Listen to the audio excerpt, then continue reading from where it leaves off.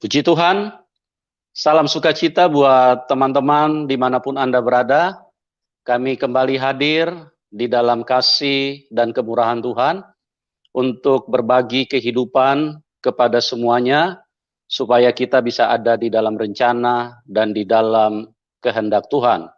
Kami bersyukur dan pada malam hari ini kita akan melihat bagaimana karya kuasa Roh Kudus yang begitu dahsyat yang mengubahkan seorang Pastor Tony Muhammad Bastaman.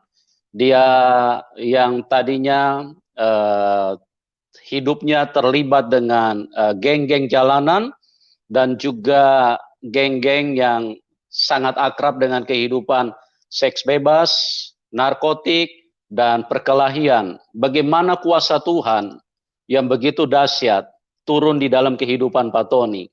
Ya, dia diubahkan secara luar biasa, dan bukan hanya diubahkan, dia menjadi alat Tuhan untuk menjadi pemberita Injil, sehingga banyak orang yang tadinya terikat dengan narkoba, terikat dengan seks bebas, terikat dengan perkelahian, oleh kuasa Tuhan yang menyertai kehidupan Pak Tony, ya, itu membebaskan banyak orang. Segala puji, hormat, dan syukur kami naikkan padamu. Terima kasih semua karena kasih karunia.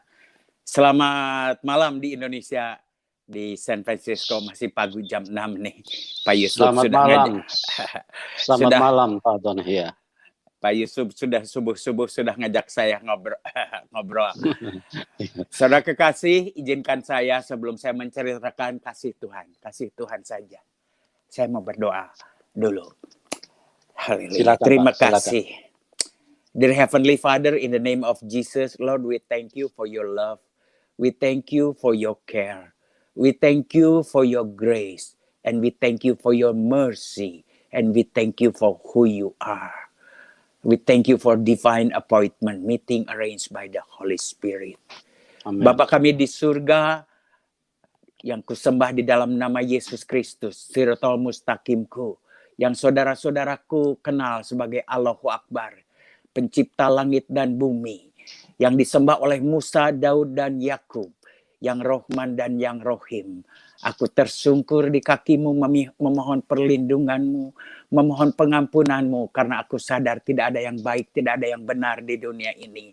Semua karena kasih anugerah Tuhanku. Saat ini, Amen. Engkau yang mengangkat aku untuk menceritakan kepada bangsa-bangsa kasih-Mu saja. Karena hamba-Mu ini hanyalah sampah masyarakat yang tidak dikenal, yang menjijikan di hadapan-Mu, Tuhan. Tapi kami tahu kasih-Mu tidak terbatas lebih daripada apa yang kami pikirkan. Roh Kudus, Rohullah, kuasai kami. Tuhan, hanya Engkau saja yang dimuliakan, ditinggikan. Dan biarlah kehidupan hamba-Mu boleh menjadi berkat, bukan karena kehebatanku. Semua karena kasih karunia. Di dalam nama Tuhan Yesus Kristus, Isa Al-Masih, Siratul Mustaqimku, aku mengucap syukur dan berdoa. Amin. Amin. Saudara kekasih, saya ini USA. Orang Sunda asli saudara kasih 100%. 100%. Bapak saya keturunan Majalaya, mama saya dari Tasik, lahir di Jakarta. Tapi saya besar di Bandung. Saya di Jalan Burangrang rumah saya. Kalau saudara mampir ke Burangrang, dulu pernah ada Batagor Coil. Batagor pertama yang merintis di Indonesia. Ya, sebelah itu Batagor Riri, itu sebelahnya, itu rumah saya. Dan ayah saya adalah majelis. Saya nggak tahu apakah dia ketua sampai di Masjid Mujahidin di Lapangan Lodaya. Mujahidin Laskar Allah katanya. Ya, saya dibesarkan di sana. Sejak umur 12 tahun saya sudah bermasalah saya ini. Karena ayah saya galak sekali, bekas tentara, Islamnya keras sekali mendidik saya. Sehingga saya berontak.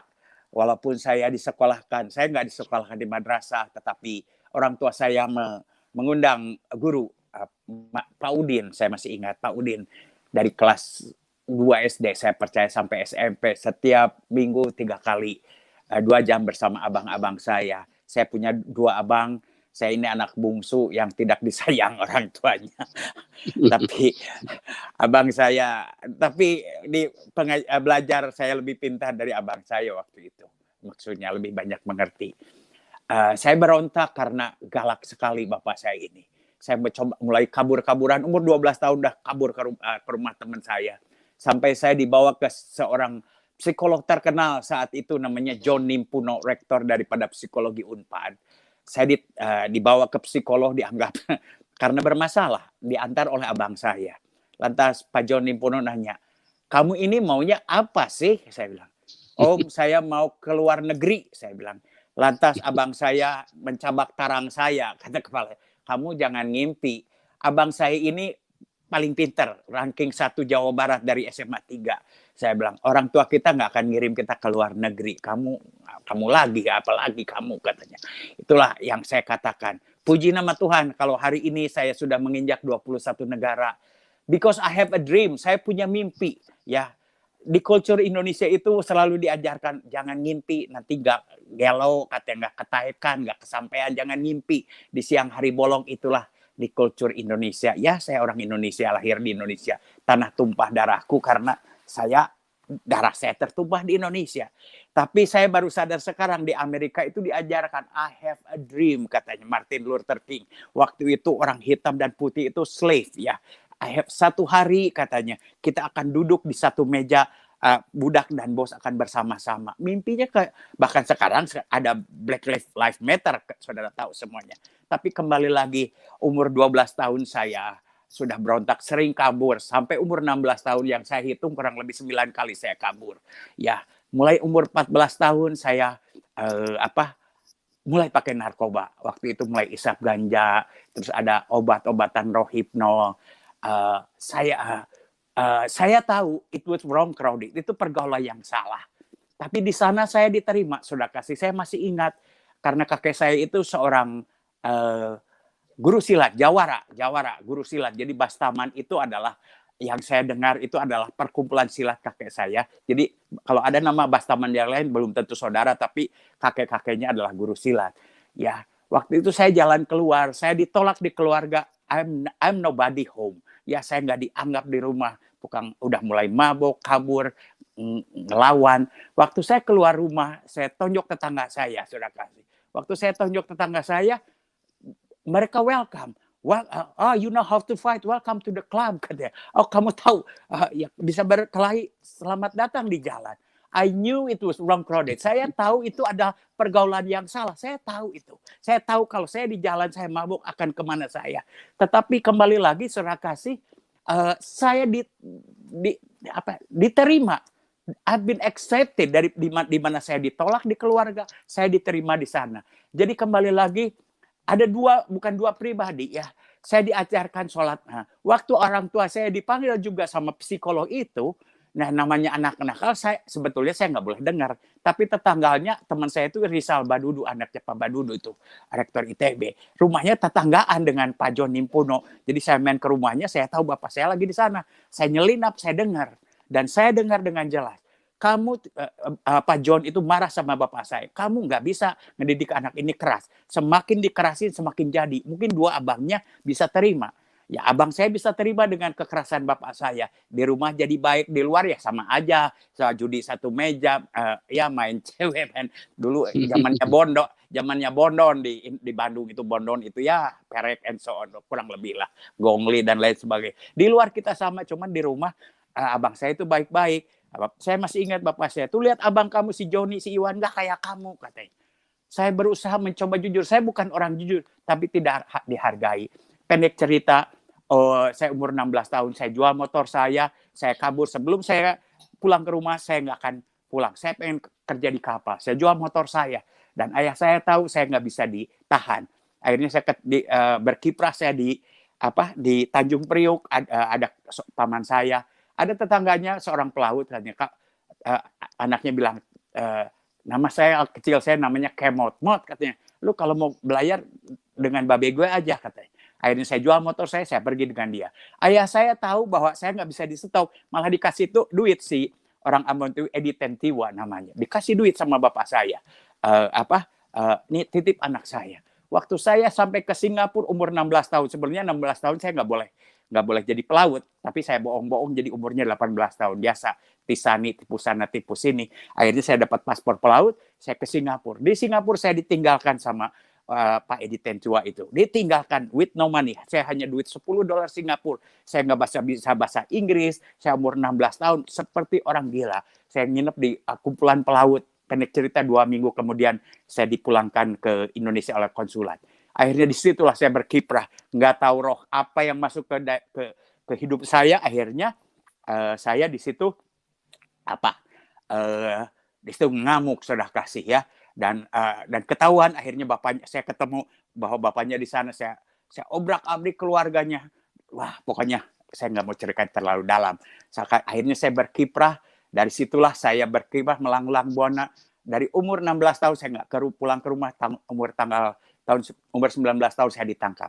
Saya nggak usah ceritakan terlalu dalam kenakalan saya, tetapi hampir 10 hukum Taurat saya pernah langgar saat itu. Saya nggak pernah sadar dari umur 14 tahun sampai umur 29 tahun. Akhirnya saya kerja di TKI di Saudi Arabia. 6 bulan saya berantem dengan bos saya. Untung saya nggak dipancung juga. Pulang ke Singapura, saya dapat kerja di kapal ke Italia. Dari Italia ribut lagi, saya jump ship. Sudah lihat semuanya. Jadi pendek cerita yang saya ingin katakan, saya 7 tahun di Eropa. Sudah kasih, dunia narkoba itu adalah roh jahat, namanya farmakea. Di dalam Alkitab, di Kitab Wahyu dikatakan sihir. Bahasa Inggrisnya itu witchcraft. Dan bahasa aslinya itu farmakea, farmasi. Ya. Contohnya sudah kasih. Waktu saya di Jerman, saya itu kan punya ilmu. Dari banyak. Katakan saja, dari Madura sampai Banten, hampir semua hukum kuburan keramat saya tidurin. Saya pengen sakti. Nah, jadi kembali lagi, karena saya punya ilmu, saya Abdul Qadir Jailani itu. Abdul Qadir Jailani itu sahabatnya Nabi Muhammad yang paling sakti. Saya puasain 7 hari, saya wirid 17.000 1 hari. Kalau saya panggil bismillah 3 kali, astagfirullah kali, la haula 3 kali, saya panggil rohnya masuk ke saya. Dan kesaktiannya saya dapatin. Saya gampang sekali dapat kerja karena apa? Karena saya punya ilmu. Ya, kuat dibacok dan lain sebagainya. Saya nggak mau meninggikan iblis, tapi itulah kurang lebihnya. Ya, jadi saya punya kerja. Waktu itu saya di Jerman, saya dapat pekerjaan yang terbaik dalam hidup saya. Saya jadi head waiter, dining room steward, headnya, supervisor dari di kapal pesiar, sudah kasih. Ya, waktu itu pekerjaan yang terbaik. Lantas saya baca satu majalah Indonesia yang sudah robek. Amsterdam, ini surganya bagi orang narkoba. Nah, ini yang gue cari nih, saudara kasih. I didn't even think twice. Saya nggak berpikir 2 kali. Besoknya kapal mendarat, saya langsung loncat. Teman-teman saya bilang, Ton, kamu gila katanya. Apalagi kamu udah kerjaan bagus. Di Jerman bisa saya beli apa? Dari cocaine, you name it. Semua narkoba saya bisa beli di Jerman. Enggak, gue pengen pergi ke surga. Akhirnya saya pergi, kurang lebih 4-5 tahun saya. Hampir 5 tahun saya berkiprah di dunia persilatan. Ya, lantas setelah itu saya pulang ke Indonesia jadi tour leader. Nggak senang dengan sistem di Indonesia, saya pergi ke Australia dan saya lakukan apa yang sama yang lakukan. Jadi saya nggak mau mempertinggi dosa-dosa saya, nanti iblis yang senang. Saudara, sampai akhirnya capek. Enough, saudara. Tuhan, saudara lihat tadi di videonya. Waktu saya mau bunuh diri, saudara kasih. Ya, waktu itu saya mau bunuh diri. Karena apa? Saya difitnah sama bos saya. Ya, fitnah itu lebih kejam dari pembunuhan. Itu di agama Islam. Sudah kasih. Ya, waktu itu saya bilang, Tuhan, nggak pengen saya lahir ke dunia jadi penjahat. 2 kali saya masuk rumah sakit jiwa. Saya sudah dinyatakan manic depression dari umur 16 tahun. Saya masuk Pamardisiwi, rehabilitasi paling sangar di Jakarta, di Cawang itu. Digabungin 3, saudara kasih, itu yang terjadi. Saya talking reality. Digabungin pakai roti, ngerokok aja nggak boleh. Scott jam 1000 kali apa berapa kali saya nggak bisa jalan. Saya dimasukin sana dan saya dinyatakan manic depression. Manic depression itu sekarang bipolar. Mungkin bahasa Indonesianya 2 kepribadian. Kalau nggak semangat manic, kalau nggak depres, swing mood, nggak pernah. Jadi dan dokter di Eropa, di Australia bilang, kamu nggak bisa sembuh lagi. Kamu harus minum obat penenang sampai kamu mati. Obat penenang apakah? narkoba di jalanan atau obat penenang resep dokter, tapi semua aja drug is drug anyway, di jalan apa di dokter semuanya cuman ada pakai resep sama di jalan, itulah kurang lebihnya. Jadi saya marah sama Tuhan. Tuhan nggak pengen saya lahir ke dunia kalau saya jadi penjahat, keluar masuk penjara, penyakit jiwa. Saya bilang mau mati aja nggak boleh. 4 kali saya coba bunuh diri nggak mati-mati. Sudah kasih saya raup itu kokain sama obat-obatan, saya sikat kokain nggak mati juga. Saya nggak mau loncat dari gedung tinggi, sakit. Kalau nggak mati kan aduh sakit. Saya matinya mau high aja gitu ya, sambil jadi high langsung ke nggak tahu ke surga atau ke neraka, mati deh pokoknya, nggak mati-mati. Ya, akhirnya saya udah bawa golok saya di kamar saya difitnah sama bos saya. Saya bilang, Tuhan, saya bilang hampir 10 hukum Taurat sudah saya langgar. Cuman bunuh orang saya belum. Mungkin saya orang mati karena jual narkoba, saya nggak tahu juga. Sedangkan waktu saya ambil, nggak bisa keluar, sudah di kamar saya. Keliling-keliling di kamar saya. Dan saya tahu itu pasti dari Tuhan, saya bilang. Kalau dari setan kan sikat aja. Akhirnya saya ambil air wudhu. Waktu saya ambil air wudhu, air itu putih. Dan keluarnya merah, sudah kasih. Saya dari dulu sering dikasih penglihatan. Ya, Kloevoyang, bahasa Belandanya itu Kloevoyang. Jadi saya dikasih penglihatan. Dan saya tahu, saya bilang, wah tangan kamu ini, kalau ambil air wudhu itu bukan cuci tangan, menyucikan tangan. Ya, wah ini saya bilang, saya tahu tangan kamu banyak darah, maksudnya kotor, nggak layak. Kalau saya nggak layak, kalau saya nggak layak, excuse me.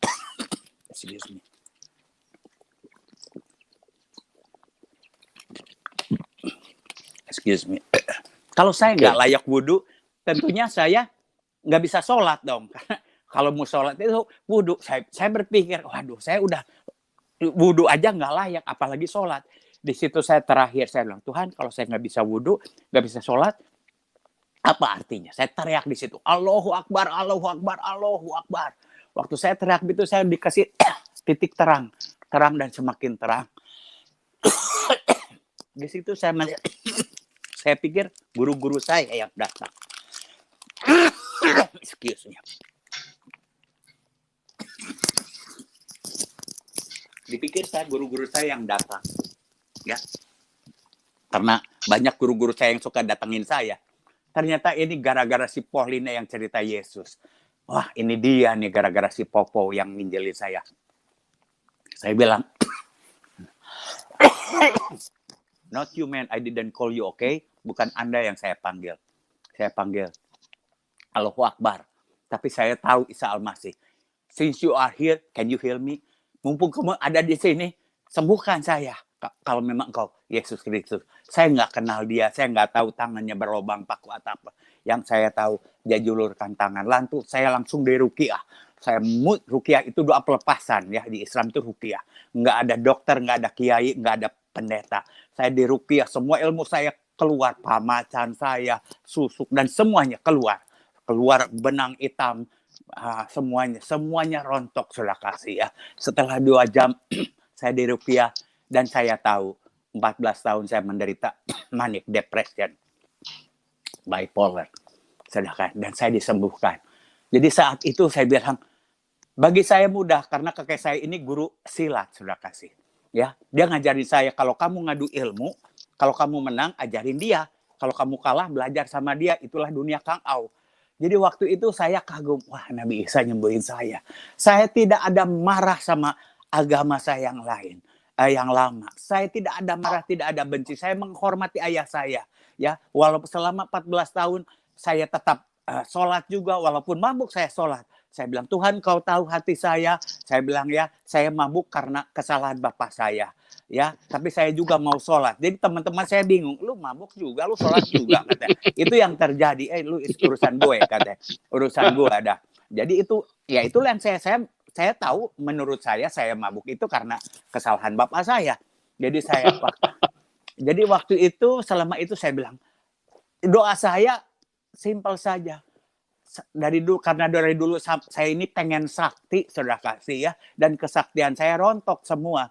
Jadi doa saya sama Nabi Muhammad, punten, maaf. Saya bilang, sekarang ilmu saya rontok, saya sembuh sama Nabi Isa, dokter aja udah udah angkat tangan di Eropa. Ini bukan dokter puskesmas, ya dokter udah di Eropa, di Australia sudah mengatakan saya nggak bisa sembuh, saya mengalami mujizat, saya disembahkan nama Nabi Isa, saya mau belajar guru sama dia. Itu saudara kasih. Jadi besoknya saya ke gereja di Australia itu saya heboh ya kurang lebih heboh lah ya. Jangan dicari ke bawa anjing herder, bawa mobil besar, wah heboh dengan segala aksesorisnya. Saudara, saya ke gereja, saya cari baju-baju yang sopan. Mereka tahu saya di komunitas juga aktif, saudara kasih. Ton, ngapain lu katanya? Lu mabok katanya. Enggak, nih gue bilang. Ini bukan masjid, ini gereja. Gue tahu nih. Saya bilang, boleh nggak masuk? Mereka curious ya. Curiga ini ngapain nih? Mau datang ke meja. Akhirnya saya ceritakan. Ya, saya kesaksian dulu hampir setengah jam. Ditanya jawab. Dalam hati saya susah amat masuk ke gereja, harus kesaksian dulu pertama ya. Sampai saya digeledah kayak mau masuk airport aja. Saya takut bawa obat, saya bawa senjata tajam. Sejak digeledah dulu, aduh kayak mau masuk airport. Akhirnya saya duduk di paling belakang di gereja di Melbourne. Saya bilang, saya hanya nangis aja waktu itu. Tuhan, I'm not belong to these people. Mereka orang baik-baik karena saya tahu mereka juga. Saya nangis di belakang. Nah, waktu saya lihat pendetanya pakai jubah, pakai ini putih, wah, saya bilang nggak mungkin saya jadi pendeta. Saya bilang, saya lihat majelisnya pakai jas, pakai dasi, nggak mungkin. Saya lihat ada si Yanto itu teman saya. Kalau malam minggu dia buka meja main judi di rumahnya dia. Oh, orang Kristen tuh boleh main judi. Itu di pikiran saya. Ternyata nggak boleh, saudara kasih. Ya itulah gereja nggak lahir baru ya begitu, saudara kasih. Akhirnya saya samperin ke Pak Pendetanya. Dia tahu saya juga. Pak Pendeta izinkan saya bilang gosok WC gerejanya. Thank you Ton, terima kasih. Pulang aja. Disuruh pulang. Takut saya bawa pulang keyboardnya ke rumah. Itulah nasib saya, saudara kasih. Ya di mana-mana saya ditolak. Saya tidak tersinggung, saudara kasih. Itulah memang kehidupan saya ya. Yang saya mau katakan di sini, gereja pun menolak saya. Gosok WC gereja pun saya ditolak. Saya loncat 10 tahun kemudian setelah saya jadi hamba Tuhan. Saya membantu Pak Henry Yosodiningrat membuka Granat. Saya salah satu perumus dari Rakernas pertama di Granat, Gerakan Nasional Anti Narkotik itu ya, yang merujuk undang narkotik di Indonesia. Saya ke Amerika tahun 2001, 10 tahun dari sebelum saya bertobat, saudara kasih. Ya, ternyata apa yang terjadi waktu itu saya tinggal di Teen Challenge, rehabilitasi terbaik di seluruh dunia. Saya punya rehabilitasi juga di Indonesia. Lantas pintu kamar saya diketuk. Tahun 2001 belum ada handphone. Ada handphone tapi saya nggak bawa handphone waktu itu karena waktu itu masih keluar negeri, masih jarang lah. Diketuk pintu saya. Pastor Tony Muhammad Bastaman, who are you? Katanya. Siapa kamu? Siapa saya? Aku juga bingung, saya bilang. Biasanya saya mabuk, bangun pagi di got, saudara kasih ya. Sekarang saya bangun tidur, ngelihat gambar Yesus. Astagfirullahaladzim, saya ini murtad ya. Astagfirullah, saya ini pendeta. Saya perlu waktu 5 menit, sadar siapa saya. Saya bilang, ada apa? Saya bilang, kemarin United Nations, Perserikatan Bangsa-Bangsa telepon kami. Anda diundang untuk berbicara di PBB. Lantas saya tersungkur di kaki Tuhan. Tuhan, siapa saya? Siapa saya? Saya bilang, ya sampah masyarakat. Saya nggak pernah ngimpi jadi pendeta. Yang saya mau katakan kepada saudara kasih ya. Keluarga menolak saya. Masyarakat menolak saya. Seringkali saya pun di gereja ditolak. Karena penampilan saya beda. Rambut saya gondrong. Saudara kasih pakai jaket halip, pakai rantai. Katanya, Pak Tony, kamu itu pendeta? Iya, saya bilang. Kok pendeta rambutnya gondrong? Yesus kan rambutnya gondrong juga, saya bilang. Kamu rambutnya pendek, hatinya gondrong. Itulah bahasa saya waktu itu masih diproses. Jadi karena saya udah ditolak di mana-mana. Tapi saya mau katakan sama saudara, dunia boleh menolak saya. Tapi ada satu yang nggak pernah nolak saya. Namanya Yesus Kristus, Isa Al-Masih, Siratal Mustaqim. Semua kemuliaan bagi Allah. Jadi kembali lagi, itulah yang terjadi. Itu poin yang saya bicarakan. Saya dari Australia 4 tahun kemudian saya pulang ke Indonesia. Di mana-mana saya mulut nggak bisa di stop, saudara kasih ya. Nggak tahu dari mana. Mulut nggak bisa di stop ya. Jadi saya setiap hari hampir setiap hari cari persekutuan, yang bule, yang apa di Australia. Nggak disuruh apa-apa, bersaksi di mana-mana. Ya bersaksi. Jadi itu mulut nggak bisa ada waktu saya bersaksi itu ya geng-geng atau segala macam dibawa ke gereja, gerejanya nggak siap juga waktu itu. Ya akhirnya bibitlah persekutuan. Di persekutuan itu baru saya ngelihat begitu kagum, saudara kasih. Wah, Nabi Isa ini sakti banget. Saya bilang ya, orang pada bertobat begini. Saya mau berguru karena poin saya itu ikut Yesus itu pengen sakti. Dan kesaktian saya salah. Ya lihat orang pada bertobat, geng-geng pada bertobat. Wah, sakti benar. Saya mau Jadi saya pun udah bersaksi baru 3 minggu di satu persekutuan yang nggak ada pendetanya, nggak datang penginjil. Saya bilang pendetanya nggak datang. Saya kesaksian langsung saya khotbah aja. Dalam hati saya khotbah mah sama aja. Dulu pakai Al-Quran, sekarang pakai Alkitab. 3 minggu baru baca Mazmur sama Selamat Pagi Roh Kudus. Satu ada yang minta didoain, Ton doain gue. Aduh, doain gimana nih gue? Gue bilang surat Yasin gue tahu, ayat kursi gue tahu nih. Saya nggak tahu, saya pelukin aja. Tuhan Yesus, saya bilang, Engkau sembuhin aku, sembuhin dia dong. Langsung dia manifest. Waduh, gerubuk manifest. Hebat amat, nggak ngerti apa-apa. Saya bilang, satu lagi nyamperin saya, Ton doain gue juga. Oleh bulir-bulirnya engkau sembuh. Mas, bukan bulir-bulirnya, bilur-bilurnya. Oleh bulir-bulirnya aja sembuh. Saudara kasih apa bilur-bilurnya. Itulah pengalaman saya. Nggak ngerti apa-apa. Mulut nggak bisa ditahan kemana-mana. Bersaksi. Pendek cerita, banyak teman-teman yang bertobat juga. Akhirnya saya pulang ke Indonesia. Di Indonesia sekitar 94 saya pulang. Di Indonesia saya ini laku murtadin kan. Gereja panggil saya nangkring di Bali. Saya melayani dengan Palolot. Palolot itu legendaris. Kalau saudara tahun 70-80 semua orang tahu. Lolot itu preman terbesar, ketua geng Harley ya, di Kute ya, Kute Legian yang pegang Kute Legian. Dia sudah jadi pendeta. Saya ketok pintunya. Palolot kenal saya? Enggak, katanya. Dulu saya anak Bandung yang digebukin sama 14 orang anak Harley. Oh, yang di Labarong Disco? Iya, katanya. Oh, gue ingat tuh, katanya. Masih ingat sama saya, katanya. Di situ saya nenteng tasnya dia aja kemana-mana bersaksi. Ya ke penjara bersaksi, di pantai anak-anak saya bersaksi di mana-mana. Nah, saya itu laku di situ ya, diundang. Pak Tony kesaksiannya 10 menit ya, kata gerejanya. Iya, saya bilang.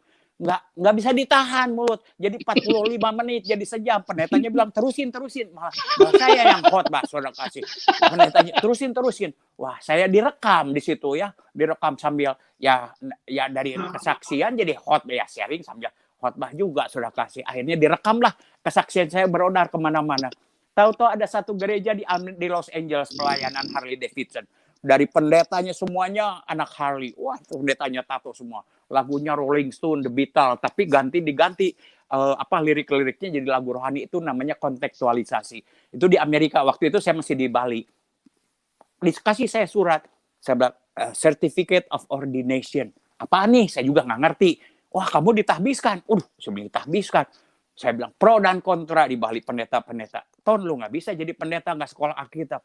Gue juga nggak mau jadi pendeta. Bukan gue merendahkan diri. Saya bilang, saya ini tahu diri. Saya bilang, nggak pengen saya jadi pendeta. Akhirnya saya bingung. Ini ditahbiskan. Saya telepon Pastor Phil.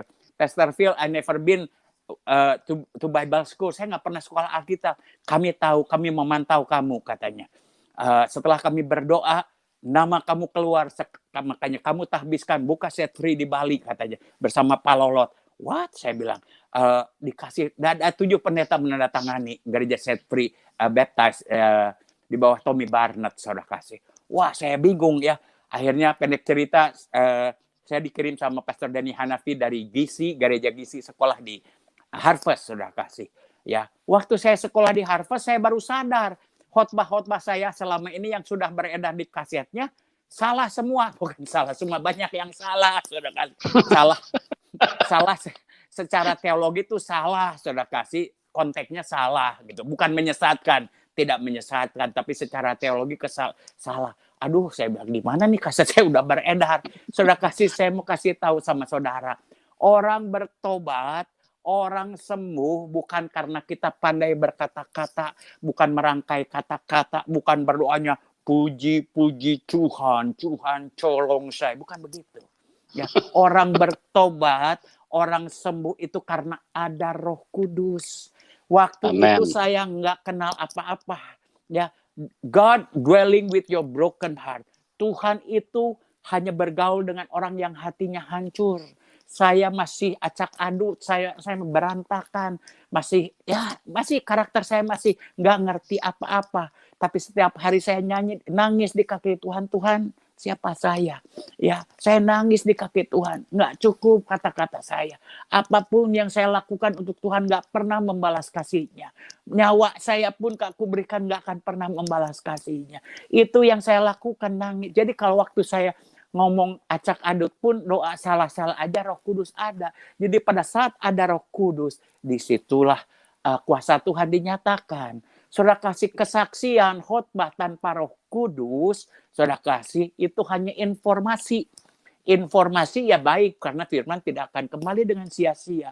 Tetapi pada saat Roh Kudus bekerja, kuasa kita mengalami kasihnya, mengalami bersama Tuhan, firman itu penuh kuasa. Saudara perhatikan sharing sedikit. Raja Daud, Nabi Daud, saudara kasih. Siapa yang nggak kenal Nabi Daud? Isa pun terlahir daripada Raja Daud. Dia punya dosa yang mengerikan, saudara kasih. Ya, bini orang diembat, excuse my language, istri orang diselengkuhi, saudara kasih ya. Betseba, ya suaminya disuruh perang dimatiin. Ya, berselingkuh dengan bini istri orang. Maaf, saya juga pernah di luar, saya berkiprah di jalanan, nggak pernah embat istri orang. Ini Raja Daud. Saya bilang, kok Tuhan begitu, saudara kasih. Raja Daud punya dosa yang mengerikan, menjijikan di hadapan Tuhan, di hadapan manusia aja benci, saudara kasih. Tetapi apa yang Tuhan lihat daripada Raja Daud? Aku menampung tetes air matamu di kirbatku, kata Tuhan. Kirbat adalah tempat minumnya Allah. Pada saat Daud bertobat, pada saat hancur hatinya, Tuhan menampung pertobatan. Pada saat orang bertobat hancur hatinya, kita menangis di kaki Tuhan. Air mata kita ditampung di kirbatnya. Kirbat adalah tempat minum Allah. It doesn't matter who you are, siapapun saudara. Pada saat kita bertobat dengan ampuni, tapi kumat lagi. Bertobat itu dengan hati yang hancur. Karena dosa itu menjijikan di hadapan. Jangan bangga dengan dosa-dosa, kata yang EBTGAD. Jangan. Ya, jangan bangga dengan dosa-dosa. Dosa itu di hadapan Tuhan menjijikan. Tapi dia adalah Allah yang setia dan adil. Pada saat kita mengaku berperkara, Tuhan ampuni. Mengaku, jangan membela diri. Ya, Tuhan hadir dan dia bergaul. Dwelling in your broken heart. Dia bergaul dengan. Nah, saudara kasih, jadi itu poin saya mau katakan kepada saudara. Saudara kasih, jadi kembali lagi. Saya mengatakan bukan salah berdoa apa-apa boleh. Tapi waktu itu saya salah khotbah, Tuhan berbicara, berada dan orang pada saat ada hadirat orang bertemplak. Kita tidak bisa. Kesombongan kita hancur di dalam hadirat Allah. Jadi itulah I'm learning by doing ya.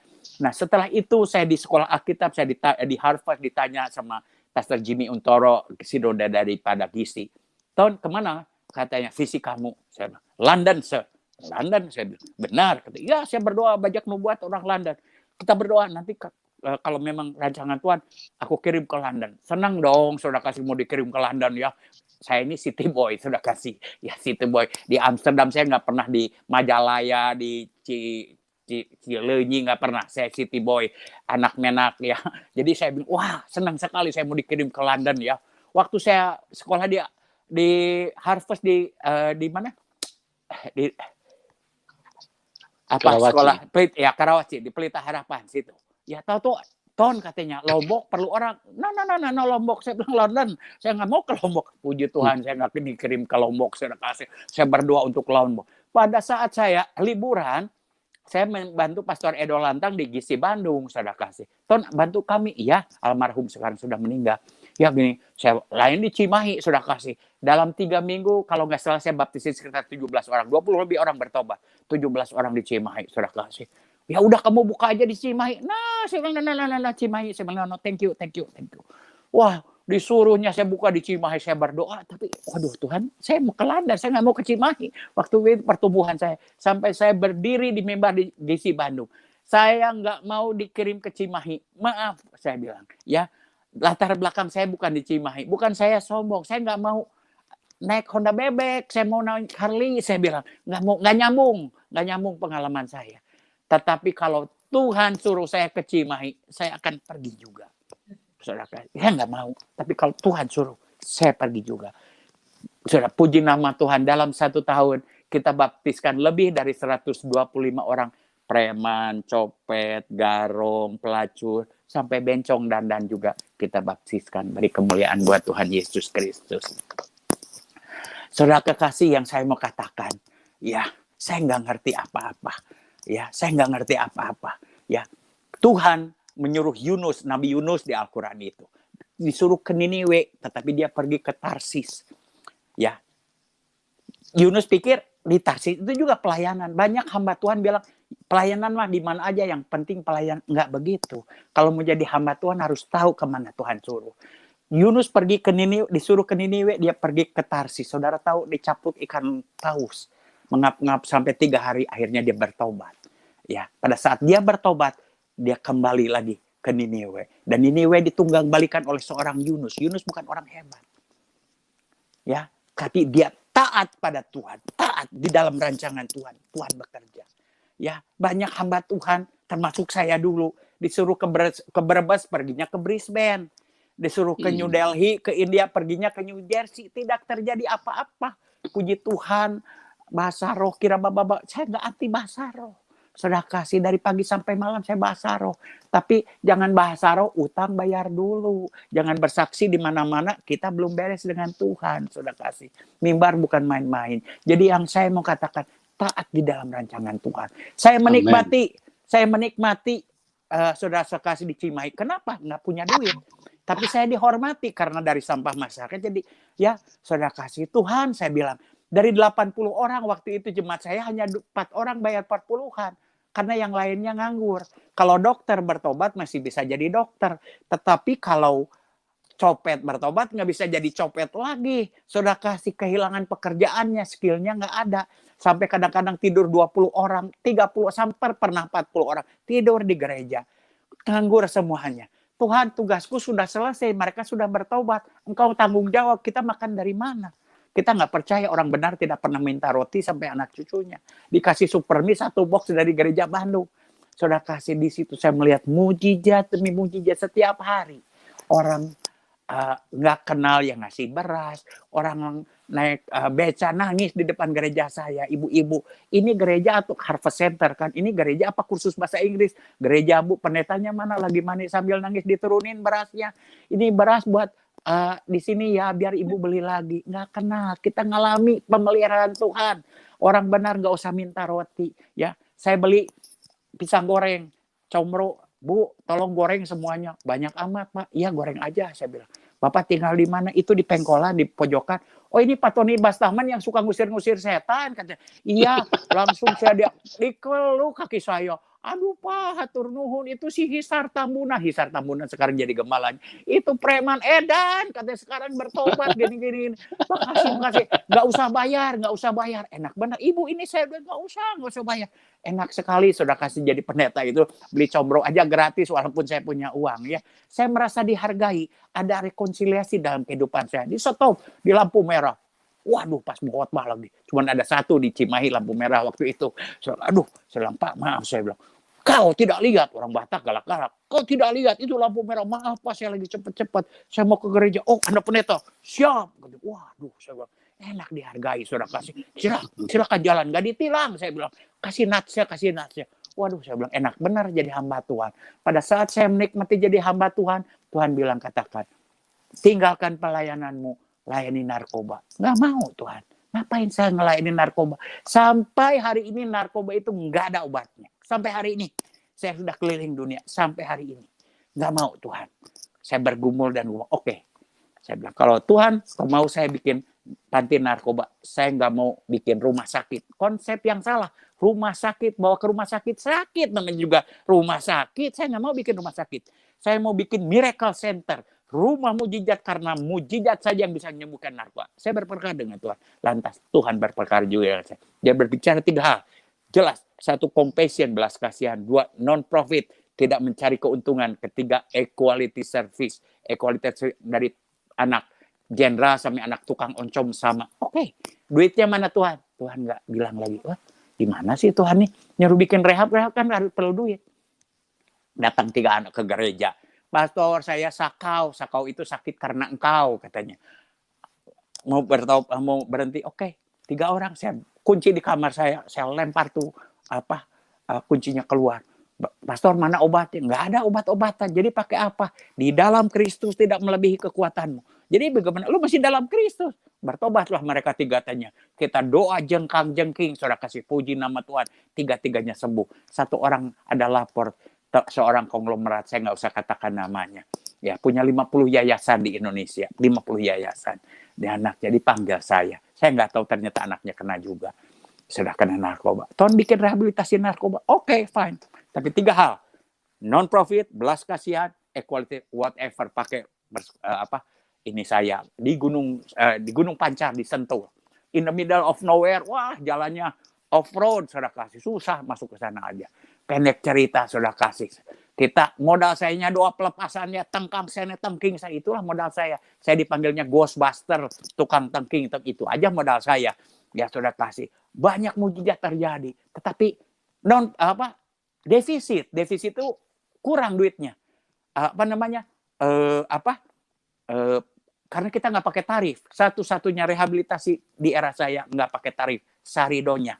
Ya biasa bayar di luar sana 2 juta karena saridonya ngasih 300, nggak apa-apa.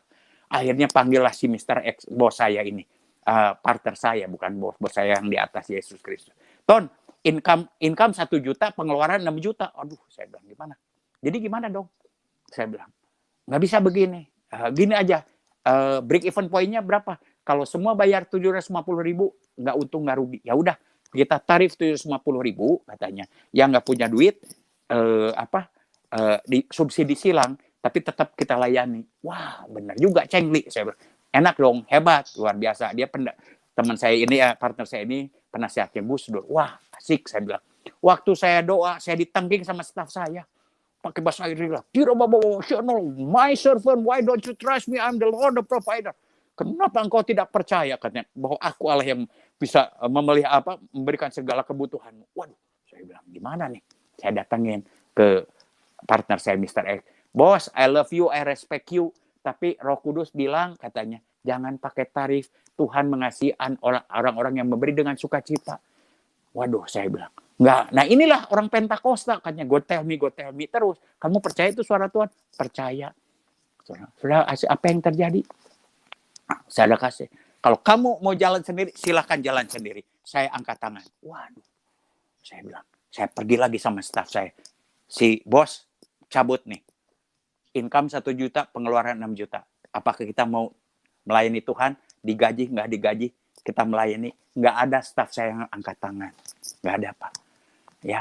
Oke, kalau gitu, gue terakhir yang dapat gaji. Semuanya angkat tangan. Siapa, Pastor? Doa saya nggak ada income 1 juta, nggak ada donation. Doa saya jengkang-jengking. Dari 1 jam jadi 6 jam sehari. Saudara kasih. Puji Tuhan, bulan pertama income-nya 7,5 juta, pengeluaran tetap 6 juta. Tuhan memberikan dari no name, nggak pakai proposal, nggak pakai apa-apa, semuanya nggak pernah di saridonya. Tuhan mencukupi. Itulah kurang lebih. Dan mujizat apa yang terjadi, saya akan berbicara mujizat karena apa di dalam Kristus. 1, kita diselamatkan. 2, dirubah kutuk menjadi berkat. Saudara kasih. Amen. Ya. Waktu saya sekolah Alkitab, saudara kasih. Saya melayani satu keluarga. Ternyata preman semua. Keluarga Siwalete di Rawamangun. Itu keluarga, kalau saudara pernah tahu disko Tanamor. Tanamor itu di Jakarta. Tanamor itu di Jakarta disko yang paling hebat, paling top di situ. Mereka lah yang pegang disko Tanamor itu, keluarga Siwalete. Karena saya melayani ibunya, saya hanya nyanyi, satu-satu bertobat, saya nggak tahu apa-apa. Lantas Tante Tince, mamanya bilang, Ton, doain anak saya yang satu di Perancis, udah 14 tahun nikah, nggak punya anak. Oke. Waktu itu mahal, interlokal, nggak ada WA, nggak ada apa, mahal sekali. Saya telepon Kak Oli, saya bilang, ada firman Tuhan, saya juga lupa ayatnya di mana. Mantan narkoba itu maklum aja, rada error ya. kurang cerdas, saya bilang. Tapi ayatnya mengatakan diberkatilah kandunganmu. Saya bilang, buat orang yang lahir baru. Saya bilang, lahir baru itu apa? Kata saya dari Kristen dari kecil. Akhirnya saya layani lahir baru, bertobat. 2 minggu kemudian saya telepon lagi. Ton, katanya, saya sudah bersuka cita luar biasa katanya. Dari kecil saya belum pernah bersuka cita katanya. Seperti sekarang ini. Biasanya pulang saya naik tram 3 kilometer, sekarang saya jalan kaki menari-nari. Karena kalau naik tram malu katanya. Dia suka cita, hanya di lahir baru, saudara kasih. Saya mau punya anak, nggak apa-apa. Puji Tuhan, saya bilang. Tetap saya doakan. 2 bulan kemudian, saudara kekasih, mamanya telepon saya di sekolah. Ton, Olivia hamil. Puji Tuhan, bukan saya yang menghamilin, saudara kasih ya. Suaminya di Amerika, saudara kasih ya. Dia teriak, Olivia hamil. Puji Tuhan. Banyak sekali kesaksian orang bisa hamil karena tadinya nggak bisa hamil. Tapi ini lain daripada yang lain. Ternyata Olivia itu ovariumnya sudah diangkat. Saya juga nggak ngerti apa itu ovarium waktu itu. Satu alat di kandungannya sudah diangkat. Jadi kalau dia mau hamil lagi harus pakai bayi tabung. Tanpa bayi tabung, ovariumnya nggak ada. Si Olivia hamil, sekarang anaknya sudah besar. Sampai rumah sakit di Perancis ditulis miracle baby. Kalau saudara nggak percaya, telepon sendiri keluarga si Waleti Pendeta John. 10 dari keluarga itu melayani Tuhan, menjadi pendeta, konseling yayasan di konseling. 10 ya, suami istri, saudara kasih. Luar biasa. Salah satu bukunya terlaris mengenai doa pelepasan, terlaris di Indonesia. Saya lupa namanya apa. Peperangan mengenai diri sendiri melawan, pokoknya peperangan rohani. Waktu saya baca, ini yang pernah saya khotbahin. Saya juga nggak ngerti khotbah apa, tapi anak rohani saya luar biasa. Johnny C. Waleti di Indonesia Timur, punya yayasan solid, nggak tahu. Di Indonesia, pakar mengajar ke peperangan rohani yang luar biasa di daerah Indo Timur. Jadi kembali lagi, saudara kasih, mujizat masih terjadi. Saya belum ketemu ke anaknya, tapi karena waktu saya pulang nggak pernah ketemu, saudara. Tapi sudah besar dan di rumah sakit dikatakan miracle baby. Yang kedua, saudara kasih, ada satu preman besar namanya Dodi Sitepu. Ya, dia saya dengar bakar disko di Medan, dikejar sama preman besar Olo Panggabean. Dia yang saya dengar dia pernah menyelundupkan senjata ke Aceh kalau nggak salah saya dengar ya. Pokoknya preman besar dia masuk ke rehabilitasi saya. Bikin onar, dia menyelundupkan ganja di rehabilitasi saya. Hampir rehabilitasi saya ditutup. Nah, keluarga si Waleti ini ada yang polisi. Pastor katanya kalau kita lapor polisi nggak selesai ini masalah. Jadi gimana?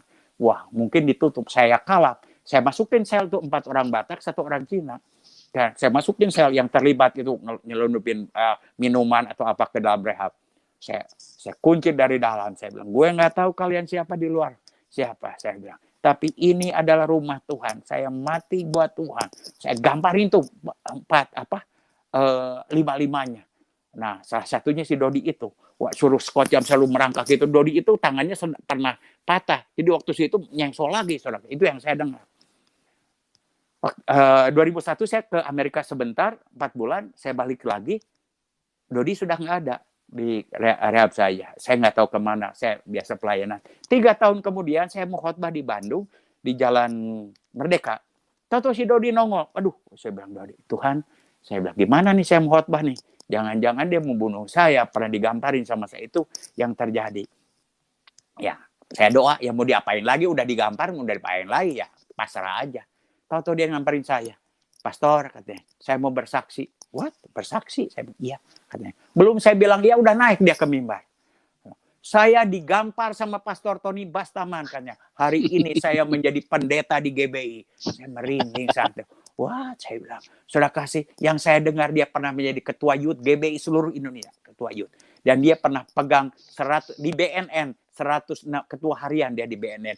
Pernah dia di sana pegang 160 rehabilitasi seluruh Indonesia. Saudara kasih, punya gereja di mana-mana, di pusatnya di Palangkaraya. Posko kepelayanannya luar biasa, saudara kasih. Jadi kalau saya bersaksi ke penjara-penjara, saya khotbah cuma 5 menit, 10 menit. Saya bersaksi, saya pelukin satu persatu. Your pain is my pain. Penderitaanmu adalah penderitaan aku juga. Lantas mereka gerebek-gerebek. Udah manifest. Saudara kasih, mereka tahu yang apa yang mereka lakukan nggak benar, saudara kasih. Dan Pak Tony, gampar saya juga ingin seperti pendeta Dodi Sitap. Itu yang mereka diusahakan banget orang saya bisa katakan menampar itu bagus, tapi itulah yang terjadi. Kalau sampai hari ini saya Tuhan izinkan lebih dari 900 saya baptiskan, dan sudah kurang lebih 40 menjadi pendeta, pemimpin yayasan, jadi pendeta 40 orang daripada mereka sampah masyarakat yang menjadi top leader di Indonesia. Itu semua karena kemuliaan Tuhan. Saya adalah sampah masyarakat, dan 2 bencong sudah menjadi pendeta, sudah kasih. Kenapa saya judulnya History Maker? Di mana dunia gagal melayani narkoba, tapi saudara dan saya yang terpanggil di dalam rancangannya, terpilih dalam menjadi history maker. Dunia gagal melayani narkoba. Saya punya bukti. Walaupun banyak anak rehab yang mati kena HIV, kena AIDS, tapi mereka sudah kenal Tuhan. Walaupun mereka relapse lagi pun, mereka sudah, tugas saya sudah selesai. History maker adalah apa? Di mana dunia gagal menyalini narkoba. Ya, tapi Tuhan Yesus, kalau kita mau memanggil kita menjadi history maker, kita buktikan kepada dunia bahwa di dalam nama Yesus, di dalam pertobatan yang sejati, dalam rancangannya. Dan bencong pun LGBT ini nggak ada obatnya, katanya gender, bahkan di Amerika diajarkan. Bencong dan pun sudah 2 jadi hamba Tuhan. Semua untuk kemuliaan nama Tuhan. Saya adalah keledai yang Tuhan, dan saya ke Southeast, Middle East, kemana-mana hanya untuk Tuhan. Silahkan Pak, go ahead. Iya, puji Tuhan ya.